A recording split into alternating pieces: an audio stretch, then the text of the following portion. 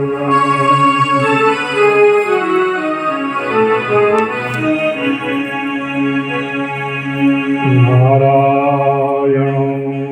नमस्कृत्यं नरं चैव नरोत्तमं देवीं सरस्वती व्यासं ततो जयमुदीरये।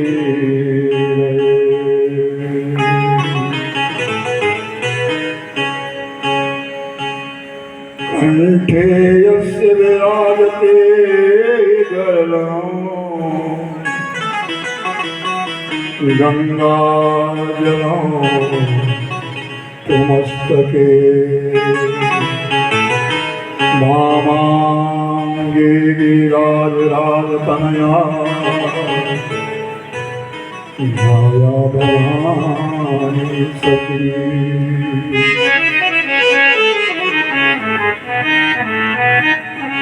नंदी गणादिनाथ सहितं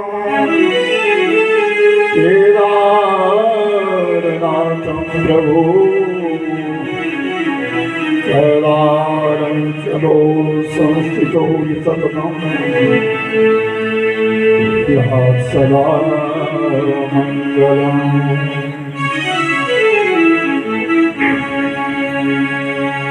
मंगलं भगवान शंभो मंगलं वृषभध्वज मंगलं पार्वतीनाथो मंगलाय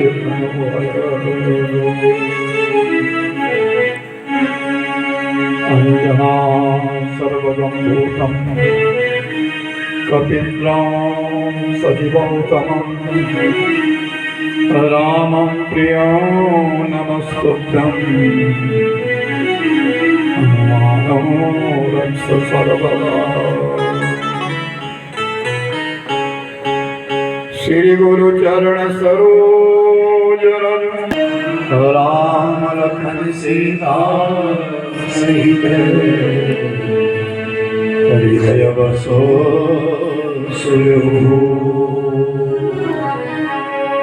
अतुलित बलवान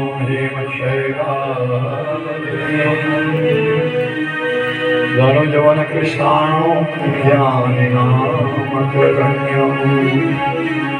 सकल गुण निधानं बालनाथीशं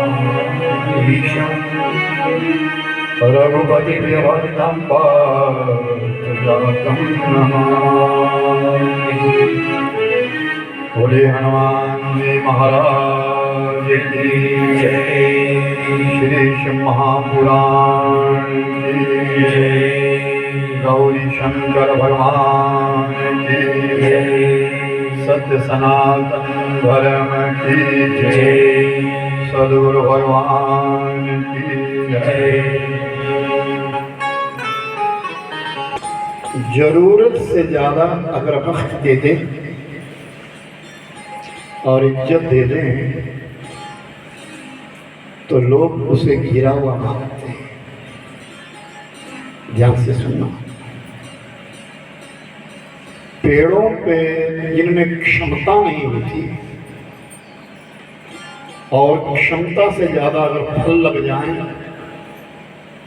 तो वो टहनियां झुक जाती है और टूटना शुरू हो जाती है। और इंसान को भी अगर औकात से ज्यादा मिलना शुरू हो जाए तो वो रिश्तों को तोड़ना शुरू कर देता है। नतीजा पेड़ धीरे धीरे खाली हो जाता है और इंसान अपने रिश्तों से वंचित हो जाता है। जो कुछ हमें मिला है उसका मान करना, सम्मान करना। कोई तुम्हें इज्जत दे रहा है, उस इज्जत को कृतार्थ करना। आज इस कथा को प्रारंभ हुए ये 9 दिन हुए हैं। 2 दिन की कथा बाकी बची है। ये वर्मा फैमिली जो दूर दराज के रहने वाले और सुन्नी के बीच में अपना निजी मकान बना करके अपनी सेवानिवृत्ति के पश्चात चैतराम जी अपने पितरों के लिए श्रद्धांजलि के रूप में और अपने इष्ट देव की गाथा के लिए श्रवण करने के लिए यहाँ जब ये संकल्प करके बैठे हैं तो उसके बीच में कहे हैं कि उन सभी महानुभावों का स्वागत है जो श्रद्धा से और आए भी कथा के लिए हैं, तो कथा में ही बैठेंगे और कथा में ही अपना गुणगान भगवान का गुणगान श्रवण करेंगे। उस मालिक ने, उस परब्रह्म ने अच्छा समय दिया है। कहते हैं न मेरा एक होगा न तेरा लाख होगा, ना तारीफ तेरी होगी ना मजाक मेरा होगा। अरे गरूर ना कर इस शरीर का,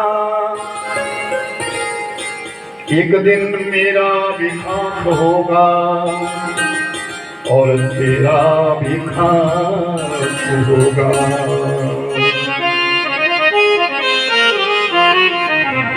जो इस संसार में आया है उसे तो जानना है। प्रेम एक संबंध है, उस प्रेम के नाते इंसान जोड़ता है और प्रेम जिसमें स्वार्थ हो जाए वो प्रेम निर्मूल नष्ट हो जाता है। जिस प्रेम में स्वार्थ आ जाए वो निर्मूल नष्ट हो जाता है और जिस प्रेम में स्वार्थ ना हो, निष्काम हो, वो बंधा है। अपने नेत्रों में किसी के लिए श्रद्धा हो, भाव हो, तो मेरे भाई बहन नमक के साथ भोजन कर लेना उत्तम माना गया है। और जिसमें श्रद्धा ना हो, भाव ना हो, उसके लिए चाहे तुम घी चुपड़ करके दे दो, लेकिन फिर भी उसमें कोई आनंद नहीं।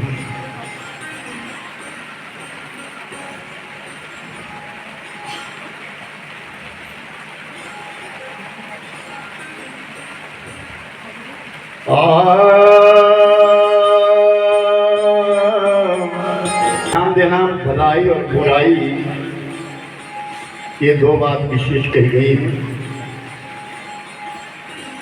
हमें बुराई कितनी याद रखनी है, हमें भलाई कितनी याद रखनी है। कहते हैं बुरा भूल जाना चाहिए, लेकिन जो भलाई किसी ने की उसको याद रखना चाहिए। 2 मित्र है, वो 2 मित्र रास्ता घूमने के लिए कहीं निकले हैं,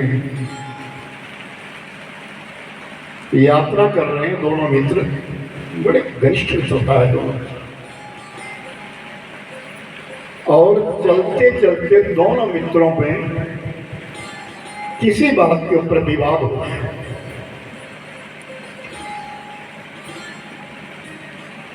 आपस में झगड़ा हो गया और एक मित्र ने लिया और दूसरे मित्र पे जोर का थप्पड़ मार दिया। विवाद हुआ। बड़े ध्यान से सुनना इस बात को। और जब उसे थप्पड़ मारा तो जिसको वो चोट लगी, जिसको वो थप्पड़ लगा, उसने नीचे रेत के ऊपर लिखा कि आज मेरे घनिष्ठ मित्र ने मेरे मुख के ऊपर एक जोर का चांटा मार दिया। मेरा प्यारा मित्र है वो, और उस मित्र ने मेरे लिए चांटा मारा है, उसने रेत के ऊपर लिख दिया। आगे चले गए और जिसको वो चांटा मारा उसको वो चोट लगी, उसको प्यास लगी थी, वो पानी पीने के लिए आगे गया। उसे पानी नजर आया कि नीचे एक तालाब है, मैं इसमें पानी पीऊं। जैसे ही वो तालाब में उतरा उसमें दलदल था और वो दलदल में फंस गया। और जब वो दलदल में फंसा तो जिसने वो चांटा मारा था उसने खींचा, अपने मित्र को खींच लिया उसने। और जब बाहर निकाला वो मित्र, तो उसी मित्र ने आज पत्थर के ऊपर लिखा कि आज मेरे घनिष्ठ मित्र ने मेरे लिए जीवन दान दिया है। और दोनों आगे से चले तो जिसने वो थप्पड़ मारा या जिसने वो खींचा वो पूछ रहा है, भाई एक बात बता, है तो तू मेरा मित्र, हमारी बड़ी मित्रता है, घनिष्ठ मित्रता है, टूटने वाली तो है नहीं, मगर एक बात बता, मैंने तेरे को चांटा मारा और तूने रेत के ऊपर लिखा कि मेरे घनिष्ठ मित्र ने आज मेरे लिए चांटा मारा, और जब मैंने तुझे दलदल से छुड़ाया तो तूने एक पत्थर के ऊपर लिख दिया कि मेरे मित्र ने मुझे आज दलदल से छुड़ाया है, मेरे लिए जीवन दान दिया है। मैं इस अर्थ को नहीं समझा। उस मित्र ने कहा, सुन भाई, रेत पे लिखा हुआ मिट जाएगा,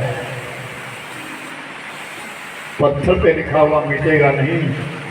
रेत पे मैंने बुराई लिखी थी कि तूने मुझे थप्पड़ मारा, वो एक दिन मैं भूल जाऊंगा और मुझे भूल भी जाना चाहिए, लेकिन जो मैंने पत्थर के ऊपर लिखा ना कि तूने मेरी जान बचाई है, उसको मैं अपने जीवन पर्यंत याद रखूंगा, उसे मैं जीवन पर्यंत याद रखूंगा। यानी किसी ने तुम्हारा भला किया तो उसको हमेशा याद रखो, और अगर कहीं थोड़ी सी तुम्हारे पास कुछ इच्छा कर दी, तुम्हारी कोई बुराई कर दी या तुम्हारे बारे में गलत विचार आ गया, तो उस बात को अपने मन से निकाल, लेकिन भलाई को हमेशा याद रखो। आइए तो कथा से पूर्व सब भाई बंधु मिलकर के मृत्युंजय मंत्र का पाठ करें। एक बार मैं बोलूँगा, दूसरी बार आप बोलेंगे। मृत्युंजय मंत्र, जिस मंत्र के करने से भगवान से यही प्रार्थना की जाती, ईश्वर हमें अकाल मृत्यु ना दे। त्र्यंबकं यजामहे सुगंधियों पुष्टिवर्धनम्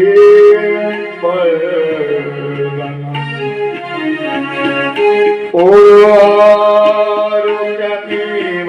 वन्दनाम् मृत्युं प्रमोक्ष्यामः।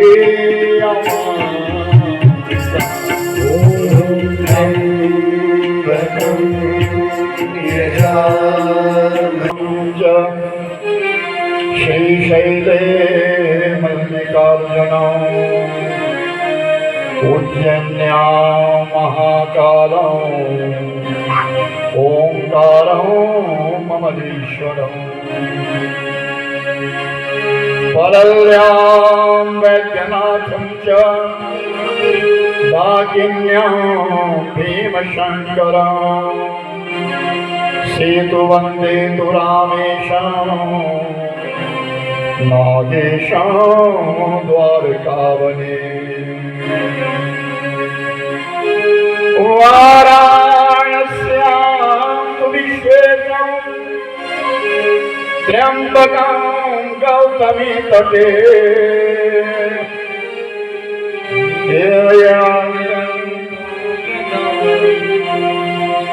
घोषमेशं शिवादया एतान् ज्योतिर्लिङ्गान् साय प्रातः पठे नर सप्त जन्मं कृतं पापं स्मरणेन विनश्यति।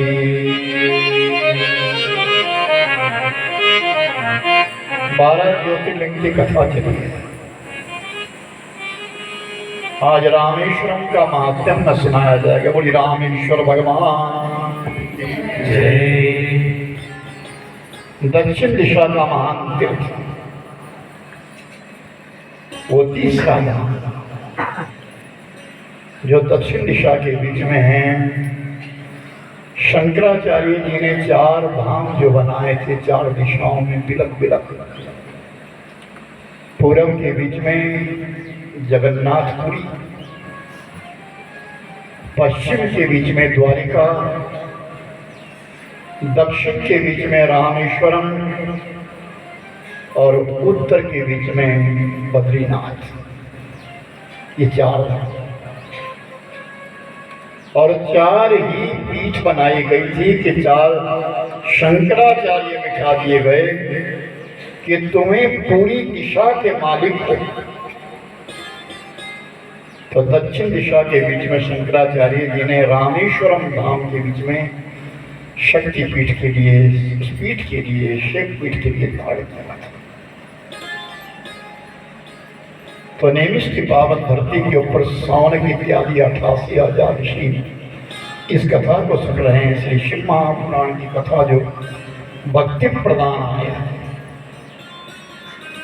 इसलिए सुनी जाती है कि जब जब भी मेरा जन्म हो तो मेरे अंदर भक्ति प्रकट हो जाए। भक्ति पाने के लिए शिव महापुराण को श्रवण किया जाता है। ये ऋषि मुनियों की गाथा है। ऋषि मुनि इसके प्रण किए हैं। जिस ग्रंथ के लिए सबसे पहले आदि काल में भगवान शिव ने अपने मुख से कहा। सब पुराणों में पुराण लगता है, लेकिन शिव पुराण में महाशिव पुराण लगता है, महाशब्द लगता है। 24,000 श्लोकों के बीच में वर्णित और ये 7 संहिताओं में वर्णित श्री शिव महापुराण की कथा ऋषि मुनि सूत देव जी के मुखारविंद से सुन रहे हैं, इसलिए हमारे अंदर भक्ति प्रदित हो जाए। हम भगवान से प्रेम करें। भगवान शिव ध्यान योग्य है। आकान के ध्यान की अवस्था जो है वो परमात्मा शिव के लिए है। समाधि में जाने वाले भगवान शिव है। और याद रखना, जितनी देर ये मानुष शांत होता है, समझ लेना तुम समाधि की ओर आग्रह। अंधेरा भक्ति प्रदान करता है और उजाला चंचलता देता है। तुम जब भी माला करने बैठो तो अपनी बिजली को बंद करके बैठो। ज्योत तुम्हारी जग जाए, अगर ना भी जगे लेकिन अंधेरा है। उजाला चंचलता का प्रतीक है। जब भी तुम्हारी दृष्टि किसी बात पर पड़ती है, तुम्हारा दिमाग एकदम घूम जाता है। और अगर अंधेरा है तो नेत्र बंद हो जाएंगे और वो समाधि प्राप्त होगी। इसलिए कोशिश करो कि जब भी तुम साधना करने के लिए बैठे हो, और याद रखना जो भी दीक्षित लोग हैं, जो दीक्षा लेते हैं, उनको विशेष बात होती है, सभी का कोई ना कोई तो गुरु है। और ये व्यासपीठ समाधान देती है। व्यासपीठ एक समाधान देती है, प्रश्नों का समाधान देती है कि जब भी कोई पूजा पाठ करने वाला हो तो उसका अपना एक आसन हो। अपने आसन पर कोई बैठे ना। तुम जिस आसन पर बैठ करके भगवत स्मरण कर रहे हो वो सिद्धि प्रदातित है, वो सिद्धि देने वाला है। उसका मान रखना, उसकी मर्यादा रखना, ये व्यासपीठ है। इस व्यासपीठ को पहले आकर के व्यास स्वयं प्रणाम करता है,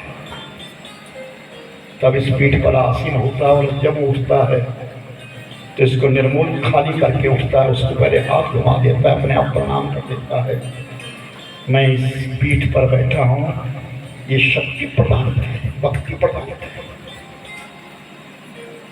सुखदेव जी ने कहा, ऋषियों, रामेश्वरम धाम की पावन कथा, जो ज्योतिर्लिंग 12 ज्योतिर्लिंग के बीच में जो रामेश्वरम में ज्योतिर्लिंग है, वो भगवान शंकर जी का साक्षात लिंग भगवान राम के द्वारा स्थापित है। त्रेता युग में भगवान राम ने इस शिवलिंग को स्थापित किया था। महाराज, हम जानना चाहते हैं किस लिए किया। भगवान राम को आवश्यकता क्या पड़ी? वो तो युद्ध में जा रहे थे। भगवान राम के मन में संशय हो गया, उस लंका को मैं जीत नहीं सकूंगा, क्योंकि वो लंका जो है वो रावण की नहीं है, वो लंका सही में जो थी वो भगवान शिव की थी, और शिव की आज्ञा के बिना मैं कैसे जीतूंगा। हरि जे कथा हरि अनंता, कहि सुनई बहु सब संता, कहि सुनई बहु विधि सब संता।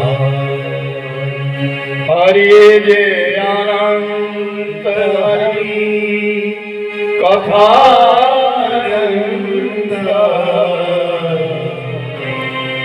कहि सुनई बहु विधि सब संता। हनुमान जी के पास जब मुद्रिका दी भगवान राम ने, हनुमान जाओ इस मुद्रिका को लेकर के जाओ और ये सीता को दे दिया, और खोज करोगे तुम सीता की तो सीता की कुछ निशानी ले आना। स्पष्ट नहीं कहा, एक संकेत दिया, एक सीता को एक संदेश दिया, सीता तुम्हारे पास एक चूड़ामणि है, और जहां वो चूड़ामणि रहेगी उस स्थान को कोई जीत नहीं सकेगा। कारण था, राजा दशरथ जी महाराज और दशरथ के साथ कैकेयी, जो युद्ध विद्या में भी कुशल थी और रथ सारथी कला के बीच में भी पारंगत थी। देवताओं के ऊपर दानवों ने आक्रमण किया और सब देवता घबरा गए, तो देवताओं ने राजा दशरथ के लिए संदेश दिया, महाराज आप चले आइए, आप चक्रवर्ती सम्राट हो, आप आइए और हमें इस देवलोक को बचा लीजिए, दानवों ने घेर लिया है। और जब राजा दशरथ को ये संदेश मिला तो राजा दशरथ ने विचार किया कि उनके पास उस समय कोई सारथी नहीं था, जो सारथी था वो अपने घर गया था और जाना भी तत्काल था, लेकिन जिस समय ये संदेश मिला तो उस समय उनके साथ कैकेयी बैठी थी। कैकेयी ने राजा दशरथ से कहा, महाराज घबराओ मत, आप घबराओ मत, मैं हूं ना आपके साथ, तुम क्या करोगे, मैं रथ को आऊंगा। युद्ध है वो, कैकेयी वो साधारण युद्ध नहीं है, देवता और दानवों का युद्ध हो रहा है। दानवों के साथ युद्ध है, साधारण बात नहीं है। कैकेयी ने कहा, मैं युद्ध विद्या में भी कुशल हूं, मैं बचपन के बीच में मैंने युद्ध विद्या में बड़ा कौशल प्राप्त किया है महाराज। आप निश्चिंत रहिए, आप रथारूढ़ हो जाइए। और केकई और राजा दशरथ दोनों रथ के ऊपर आरूढ़ हो गए। केकई रथ को हाँकने लगी, देवलोक पहुंच गए। देवताओं की ओर से राजा दशरथ जी ने युद्ध प्रारंभ कर दिया और बहुत सारे दानवों को खदेड़ दिया। बहुत सारे दानव मृत्यु को प्राप्त हुए। और आज 5वां दिन था। 5वें दिन जब सब दानव भाग करके चले गए तो राजा दशरथ ने कहा, देवताओं अब मैं वापिस जा रहा हूं। लेकिन उस दिन की घटना कि उस केकई ने देखा कि रथ तो चल रहा है, तो एक रथ की जो नीवी है, दूरी बोलते हैं, किल है, नीवी कहा जाता है, वो टूट गई। तो उस केकई का जो दाहिना हाथ था वो वज्र समान था। एक वृद्ध बाबा ने केकई को आशीर्वाद दे दिया था। केकई ने किसी बुजुर्ग बाबा महात्मा को सहारा देकर के उठाया था, तो उसने आशीर्वाद दिया था, बेटी तुम्हारा ये हाथ वज्र का हो जाएगा। तो केकई जानती थी कि मेरा हाथ वज्र है, ये टूट नहीं सकता। उस नीवी की जगह केकई ने अपना हाथ डाल दिया था और वो रथ चलता रहा। शाम का समय हुआ तो हाथ से लहू निकला है, खून निकला है, लेकिन हाथ को कुछ नहीं हुआ है। तो राजा दशरथ ने पूछा, केकई क्या है? तो केकई ने अपने जीवन की कहानी सुनाई। और राजा दशरथ ने कहा, आज तूने मुझे जीवन दान दिया है, मैं तुझे 2 वचन देता हूं, 2 मांग देता हूं, मांग ले जो तेरी इच्छा है। तो केकई ने कहा कि समय आने पर मांग लूंगा, समय आने पर मांग लूंगा। और जब देवताओं से विदाई लेने लगे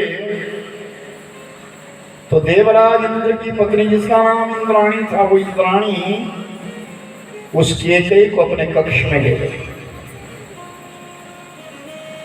राजा दशरथ जी बाहर बैठे हैं, देवताओं के साथ बैठे हैं, देवराज इंद्र के साथ बैठे हैं, लेकिन केकई को इंद्राणी अपने कक्ष में ले गई और इंद्राणी के पास एक चूड़ामणि, वो इंद्राणी ने अपने बालों से चूड़ामणि निकाली और भेंट रूप में केकई को दी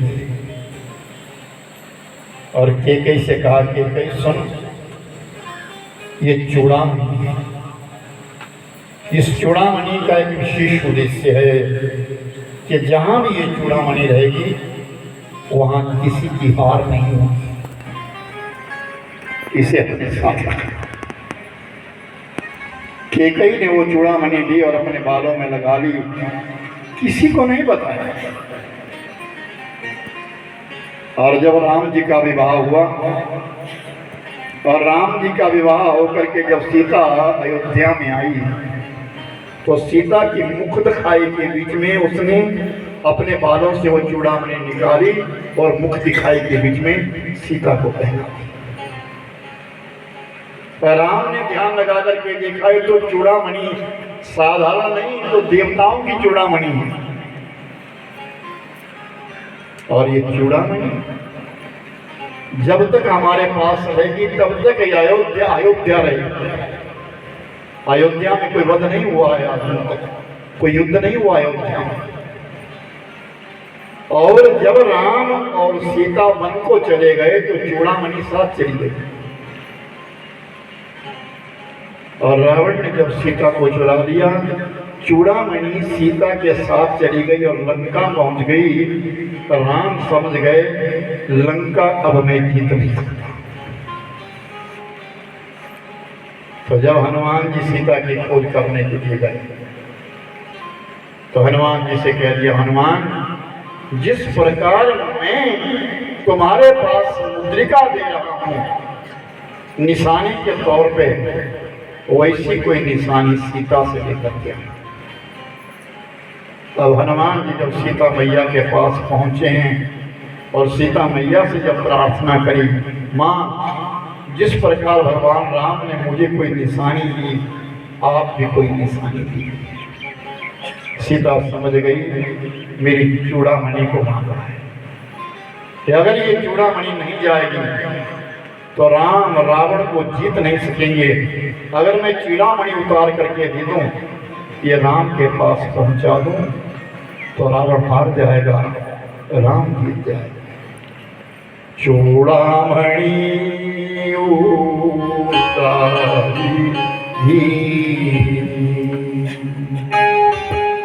हर्ष समेत पवन सुतले, हर्ष समेत पवन सुतले। श्री राम जय राम जय जय राम, श्री राम जय राम जय जय राम। चूड़ामणि भगवान राम के पास आ गई है। बानर भालुओं की अपार सेना लेकर के भगवान राम समुद्र के किनारे बैठे हैं। प्यास लगी है, लक्ष्मण ने पानी लाया है। जब पानी पीने लगे तब याद आई पुल बन करके तैयार हो गया है, लेकिन जिस लंका को जीतने के लिए मैं जा रहा हूं, उस लंका का असली मालिक तो भगवान शिव है। उनकी आज्ञा लेना अनिवार्य है। अगर मैं उनकी आज्ञा नहीं लूंगा तो भगवान शिव क्रोध भी करेंगे कि लंका तो शिव की है और जीतना असंभव होगा। तो उसी समय भगवान राम ने लिंग थापी विधिवत करी पूजा, शिव समान प्रिय मोरी न दूजा। लिंग था विधिवत करे पूजा, शिव समान मोरी प्रिय न दूजा। भगवान राम ने एक बालू का शिवलिंग बनाया और बालू का शिवलिंग बना करके उस स्थान पर रख करके, समुद्र के किनारे स्थान पर रख करके, जहाँ अग्नि तीर्थ है। आप लोगों ने जब अपनी गए थे, सब लोग वहाँ पहुँचे थे जाकर के। रामेश्वरम में तो सबसे पहला स्नान अग्नि तीर्थ का स्नान माना जाता है कि अग्नि तीर्थ पे जाकर के स्नान किया जाता है, और उसके पश्चात ही रामेश्वरम का दर्शन है। 22 कुओं का स्नान करें और उसके पश्चात रामेश्वरम जी का दर्शन करें। तो भगवान राम ने लिंग था विधिवत पूजा, लिंग की स्थापना करी और फिर कहा शिवद्रोही मम भक्त कहावा, सोनर सब मोही न पावा। भगवान राम कहने लगे कि जिस शिवलिंग की स्थापना मैं कर रहा हूं वो कोई साधारण नहीं है। स्वयं परमात्मा स्थापना कर रहे हैं, स्वयं भगवान स्थापना कर रहे हैं। कुछ मंदिर ऐसे होते हैं जहाँ की प्रतिष्ठा की जाती है, कोई साधारण व्यक्ति कर देता है, कोई महापुरुष कर देता है, कोई मंडलेश्वर कर देता है, कोई महामंडलेश्वर कर देता है, कोई शंकराचार्य कर देता है। तो उन प्रतिष्ठाओं में भी बिलक बिलक भेद माना जाता है। इतना दूर हम दर्शन करने क्यों जाते हैं ज्योतिर्लिंग? ज्योतिर्लिंग तो हमारे यहाँ अपने घर में भी तो है, नर्मदेश्वर को अपने घर में रखे हुए तो ज्योतिर्लिंग है, लेकिन नहीं, जो स्थापना सिद्धों के द्वारा हुई है उस ज्योतिर्लिंग में मिला है। तो भगवान राम के हाथों के द्वारा स्थापित किया गया ज्योतिर्लिंग। भगवान राम ने उस ज्योतिर्लिंग को बनाया, प्रतिष्ठा हुई कई मानसों में तो लिखा गया है कि रावण आकर के प्रतिष्ठा किए, कई जगह ऐसा कहा गया कि राम ने स्वयं प्रतिष्ठा किया। और जैसे प्रतिष्ठा प्रारंभ हुई उसी समय भगवान शंकर जी प्रकट हो गए थे। और जैसे भगवान शिव प्रकट हुए तो भगवान राम ने स्तुति की, शंकर विमोख भक्ति चामोरी सोनार की मूल मर्जी धोरी, शिवद्रोही मम भक्त सोनर सपने मोही न भगवान राम कहते जो शंकर भगवान जिससे द्रोह करता है और मुझसे प्रेम करता है, मैं उसे सपने में भी नहीं देखता। और याद रखना, भक्ति मार्ग पर चलने के लिए पहले सरलता लेनी पड़ती है, पहले राम बनना पड़ता है, राम जैसा आचरण करना पड़ता है, उसके पश्चात ही भक्ति प्रदान भगवान शंकर जी प्रकट होते हैं। साधारण नहीं शिव को पाना। और अगर शिव मिल जाए तो शंभु आ जाए, शरणागति हो जाए तो कहे दोबारा आवागमन नहीं, संसार में आना जाना नहीं।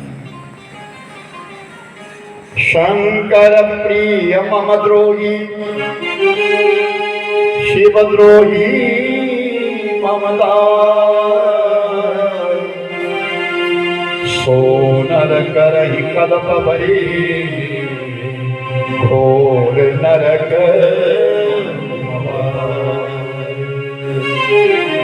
शिव द्रोही जो शंकर भगवान से द्रोह करता, मुझसे प्रेम करता, राम कह रहे हैं, या मुझसे प्रेम करता है, शिव से द्रोह करता है, छे नर भरे कल्प भरी घोर नरक महाभाव।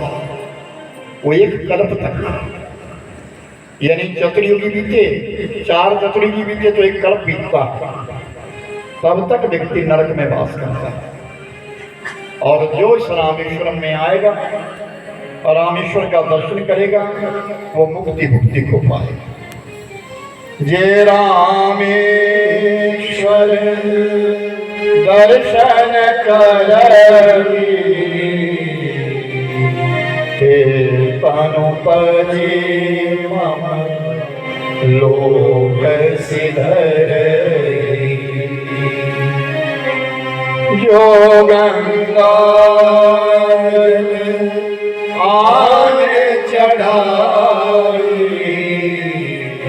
सो सायोज मुक्ति हर पाई। जो रामेश्वर दर्शन करेगा, कि जो रामेश्वरम का दर्शन करेगा, जो उस धाम पर जाएगा, रामेश्वर का दर्शन करेगा, भगवान शंकर जी का दास बनकर के जाएगा, जी मम लोक से लड़ाई, वो इस शरीर को छोड़ करके मेरे धाम में आएगा, भगवान कह रहे हैं। और जो गंगा जल चढ़ाई, जो व्यक्ति गंगा जल लेकर के आता है, उसमें ऐसा तो लिखा नहीं है कि उसको गौमुख से लाएं या गंगोत्री से लाएं या हरिद्वार से लाएं, नहीं, सीधी बात है, जो गंगा जलान चढ़ा, जो गंगा जल लेकर के आता है और शिवलिंग के ऊपर डालता है, सो सायुज्य मुक्ति नर पाई, उस व्यक्ति की मुक्ति है, इसमें कोई दो राय नहीं। और वो बड़ी साधना है, तप है। सुखदेव जी कहते ऋषियों, वो रामेश्वरम धाम है, उस रामेश्वर धाम का दर्शन करने के लिए जो भी जाता है भगवान शिव का प्रिय हो जाता है। और वो मूर्ति, वो दिव्य आज भी है, लेकिन एक स्पष्टता है कि हम उसके नजदीक जा नहीं सकते, हमारे अंदर पवित्रता नहीं है। तभी और एक प्रोटोकॉल बना है वहाँ कि मंदिर के अंदर कोई नहीं जाएगा, केवल पुजारी जाएंगे, और होना भी चाहिए ऐसा। मैंने एक दिन एक बात कही थी मंदिर के दरवाजे हमेशा छोटे होते थे। मंदिर ही नहीं, हमारे घरों के दरवाजे भी छोटे होते थे। किस लिए? ये व्यक्ति झुक करके जाए, नतमस्तक होकर के जाए। अब हमारे दरवाजे भी ऊंचे हो गए और हम लोगों की गर्दनें भी अकड़ करके ऊंची हो गई। पैसा हो गया, मान सम्मान ज्यादा हो गया, विद्वान ज्यादा बन गए, धनाढ्य ज्यादा बन गए, समाचारित ज्यादा बन गया। इंसान भगवान के आगे भी झुकना नहीं चाहता, उसके लिए औपचारिकता मांगता है। ये भगवान की कथाएं औपचारिकता नहीं है, ये मजाक नहीं है। जिस कथा के ऊपर कोई लाखों रुपया खर्च करता है, 6 से 8 लाख 10 लाख तक खर्चा जाता है कथा, जो इतना धन लगाता है वो ये सोच करके चलता है कि भगवान ने मुझको समय दिया है, ईश्वर कर्म करने का समय दिया है। बड़ी श्रद्धा भक्ति भाव से मानुष करता है, प्रेम से। ये जीवन की घड़ियां हैं, इन्हें कोई वृथा मत गवाइए। जो हमारे लिए समय देता है ईश्वर, उसका चिंतन करें। इच्छाओं से बंधे। एक सूफी संत है, वो बाजार से निकल रहे थे तो उनके कुछ शिष्य उनके साथ चले हुए थे। गुरु के साथ जब शिष्य चलता है तो याद रखना, नर नारायण की प्रक्रिया निभाई जाती है। और याद रखना सीधी सी बात तो ये है कि हम आध्यात्मिक होने चाहिए। कोई आध्यात्मिक व्यक्ति अगर हमारे पास हैं, हमें मिला है, तो हमारे पास प्रश्न भी आध्यात्मिक होने चाहिए। तो सूफी संत जा रहे हैं और पीछे उनके शिष्य हैं। इतने में बाजार में देखा एक व्यक्ति ने गौ को पकड़ा हुआ, उसे खींच के ले जा रहा है।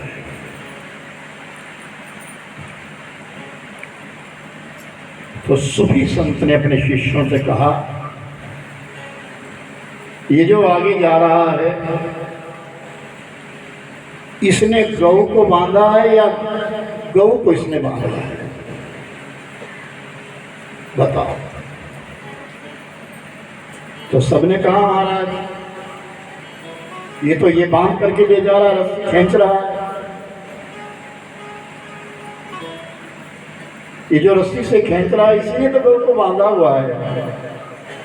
तो सूफी संत ने तुरंत अपने पास से एक चाकू निकाला और उस रस्सी को काट लिया।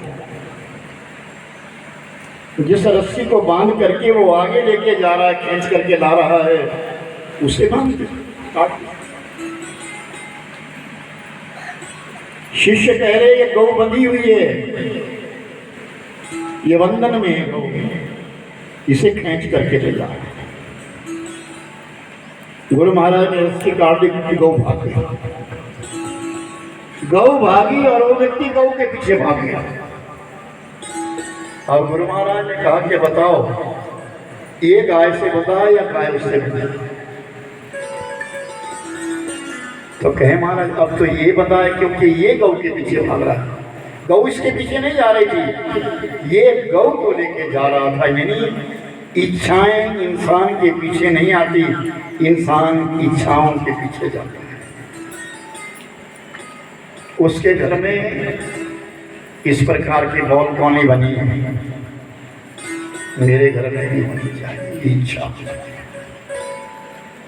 उसके यहाँ ऐसी मैकिंग हुई है, मेरे यहाँ भी होनी चाहिए इच्छा है।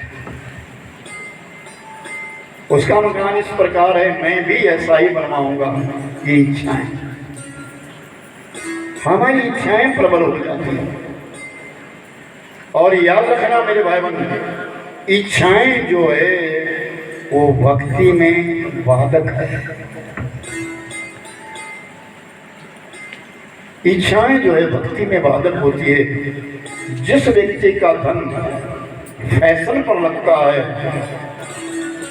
जिस व्यक्ति का धन दुनिया के दिखावे में लगता है, वो भक्ति मार्ग पर चल नहीं सकता। भक्ति पाने के लिए सरल बनना अनिवार्य है। तभी तो कहते कि जब तुम पूजा पाठ के लिए बैठो तो बड़े निर्मल वस्त्र पहन कर, सूची वस्त्र पहन करके बैठो, मन लगे।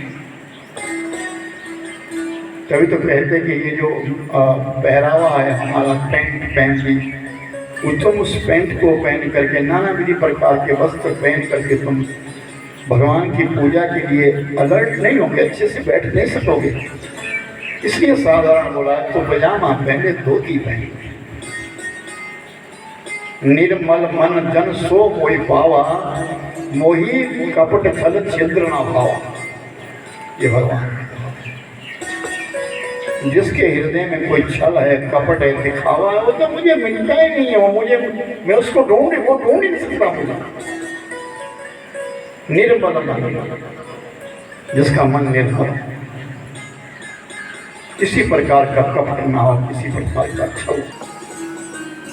दक्षिण दिशा में देव पर्वत, और उस देव पर्वत के ऊपर एक छोटा सा गांव है।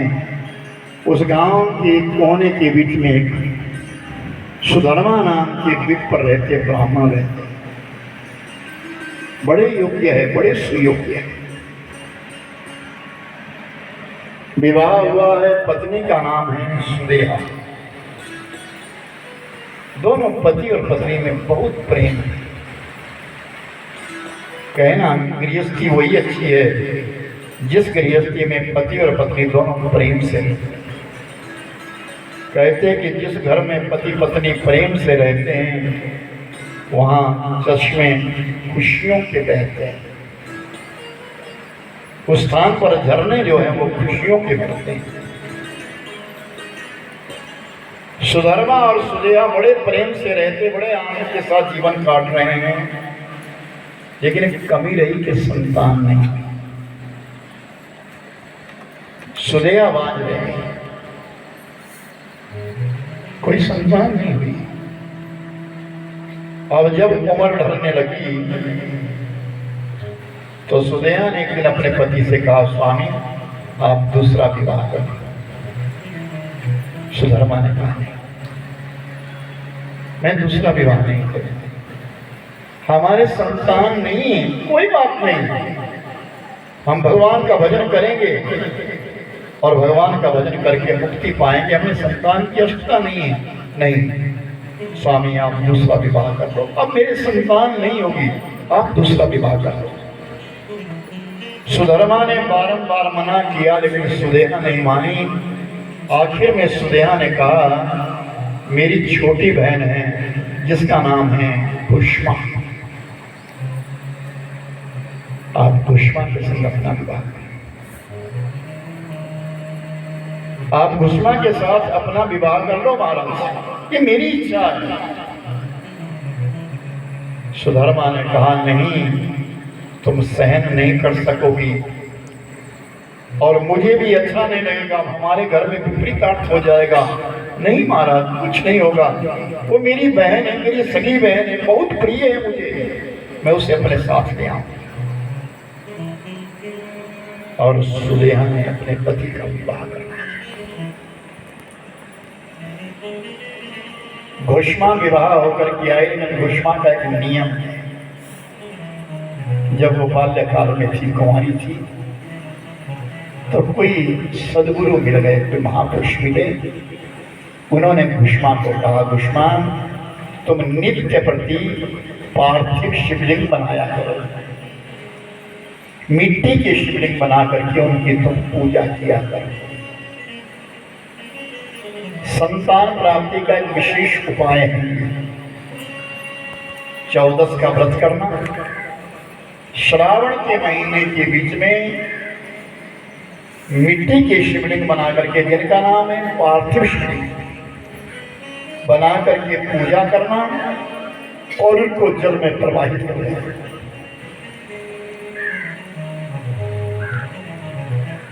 घुष्मा को नियम दिया गया, घुष्मा तुम अपने जीवन में एक काम करना और रोज नित्य प्रति शिवलिंग बनाना और शिवलिंग जो है पानी के बीच में प्रवाहित कर देना।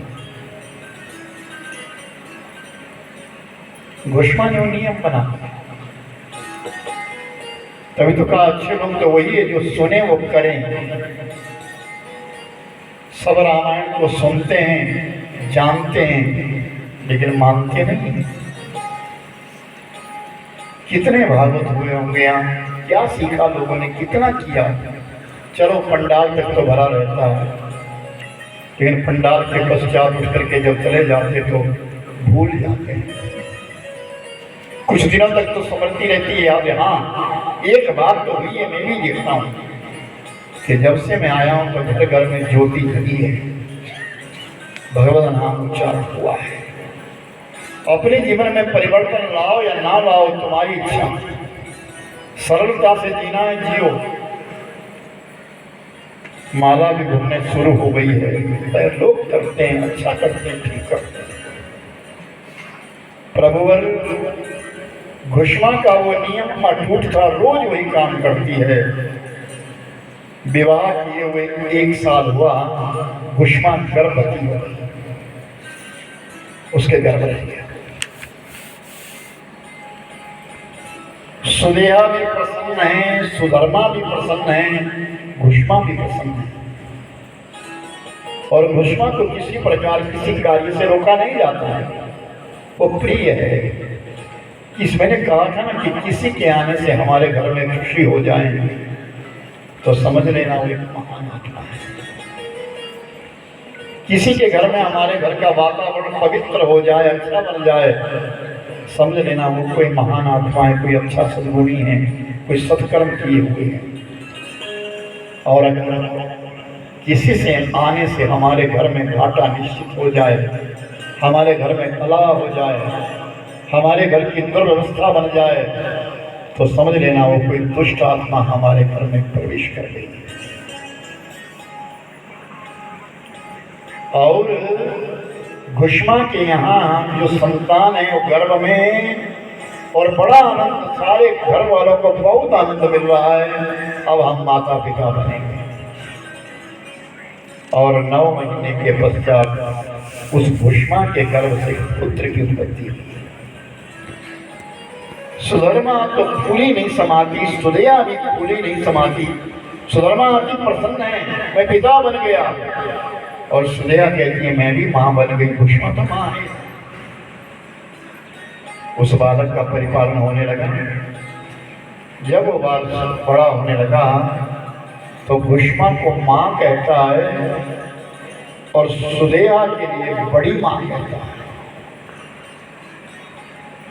और जब भी सुधर्मा आते हैं तो आकर के जो कुछ लाते पहले बालक की ओर ले जाते हैं, और बालक के साथ बैठी हुई घुष्मा भी ग्रहण करती है। सुदया धीरे धीरे जलने लगी, अंदर जलन प्रकट हो गई,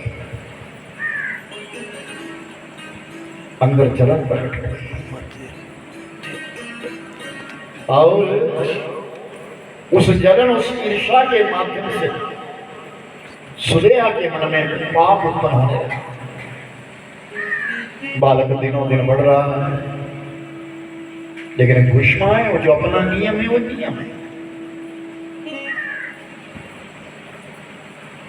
नेम जगावे प्रेम को, वो प्रेम जगावे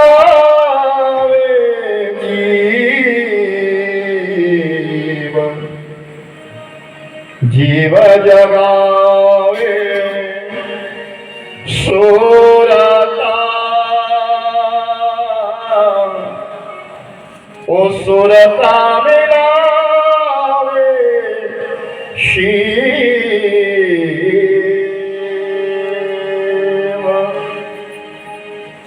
जब भी व्यक्ति कोई नियम करता है और उससे नियम जब प्रेम हो जाए,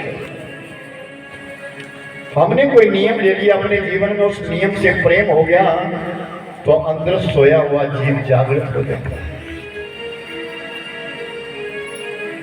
जीव जगावे सूरता। और जब मानुष के अंदर का सोया हुआ जीव जागृत हो जाता है तो चेहरा प्रसन्न हो जाता है। और सूरता मिलावे शिव, प्रसन्नता में ही भगवान का मिलन है। जब भी पूजा करने बैठो तो प्रसन्न चित्त होकर के बैठो, दुनिया भर की वार्तालाप को भूल करके बैठो, अपने दुख तकलीफों को भूल करके बैठो। जब भी पूजा करने के लिए बैठो निर्भाव होकर के बैठो। घोषणा तो बड़े आनंद से, लेकिन घोषणा को ये मालूम नहीं है कि जो सुदेहा मेरी बहन है वो जल रही है।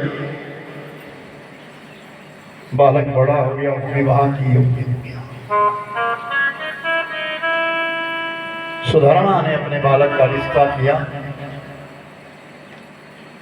और रिश्ता करने के पश्चात एक दिन विवाह हो गया। अब घुष्मा की बहू आ गई है, लेकिन सुदेहा के मन में पाप बढ़ता जा रहा है। अब अपने आप को उससे विलक समझ रही है, अपने आप उससे विलक समझ रही है।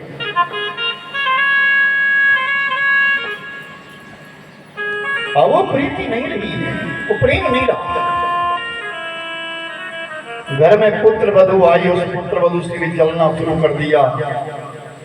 दिनों दिन वो इच्छा बढ़ती चली गई, तो ईश्वर का चला गया। याद रखना, जब दिमाग खाली होता है तो नकारात्मक विचार ज्यादा आते हैं। इसलिए व्यक्ति को कुछ ना कुछ करना चाहिए, कुछ ना कुछ करना चाहिए।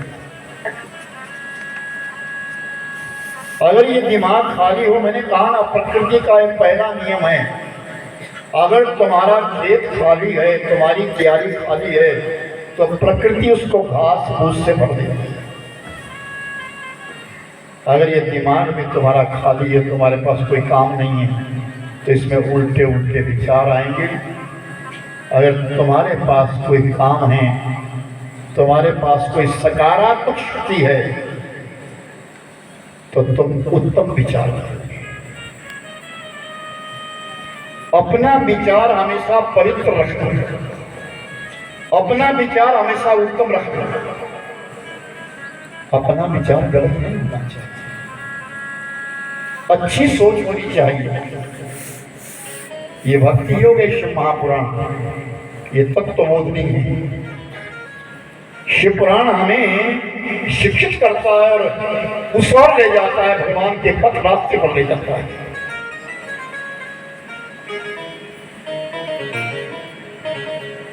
समर्थ गुरु अपने शिष्यों के साथ जा रहे थे। रास्ते में चने के खेत थे और चने के खेतों को देख करके शिष्यों का मन ललचा गया। गुरुदेव, क्या हम इन चनों को खाएं? नहीं, मत छू। समर्थ गुरु चलते रहे और जब नदी को पार किया, नदी के पार एक छोटा सा खेत है, उसमें भी चने थे। तो समर्थ गुरु ने कहा, इन चनों को तुम खा। तो जब उन्होंने चने खाने की चेष्टा करी, खाने लगे, तो वो थोड़े से थे, बहुत कम मिले। तो उन शिष्यों ने पूछा, पीछे इतने चने पड़े थे महाराज, हमने आपको बारंबार कहा कि हम ये चने खा लें, आपने मना क्यों किया? और यहाँ आकर के आप कहते कि ये खा लो। अब ये क्या बात है? तो समर्थ गुरु ने कहा कि जिन चनों को तुमने खाने की इच्छा करी थी, वो जिस व्यक्ति के थे वो एक ईर्ष्यालु व्यक्ति है। उसके मन में ईर्ष्या है, द्वेष है, कपट है, छल है। उसका अगर अन्न तुम खाओगे ना, तुम्हारा शरीर भी उसी प्रकार हो जाएगा, मन भी उसी प्रकार हो जाएगा। लेकिन आज जिस खेत के तुम ये चने खा रहे हो, ये एक मेरा शिष्य है और उस पर मुझे भरोसा है। याद रखना, हमारे अंदर ईर्ष्या तब पैदा होती है, द्वेष तब पैदा होता है जब ऐसे व्यक्ति का अन्न ग्रहण कर लेते हैं। तभी तो कहा भंडारे का अन्न बड़े प्रीति से लेना चाहिए, प्रेम से लेना चाहिए। क्यों? वो भोग लग गया है, वो भगवान को भोग लग गया है, वो प्रसाद बन गया है, वो भोजन नहीं रहा है।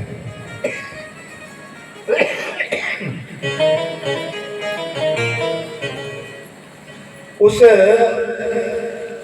सुदेहा ने इतनी ईर्ष्या बढ़ा दी, इतनी ईर्ष्या बढ़ा दी कि एक दिन रात्रि में सोते सोते अपने पुत्र को, अपने बहन के पुत्र को मार दिया।